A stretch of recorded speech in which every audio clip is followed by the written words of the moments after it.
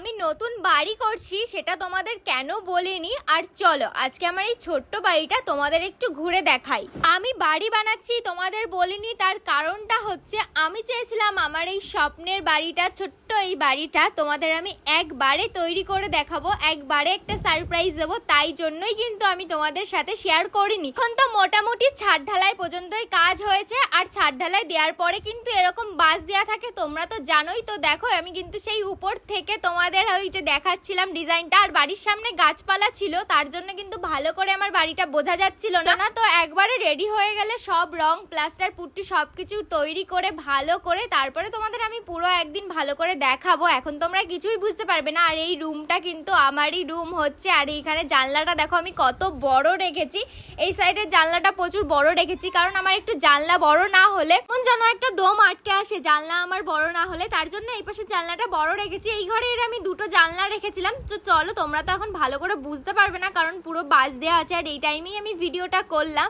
আর এখানে কিন্তু ডাইনিং আছে, এটা পুরো ডাইনিং, আর এইটা কিন্তু ওয়াশরুম আছে, আর এই পাশে একটা রুম আছে।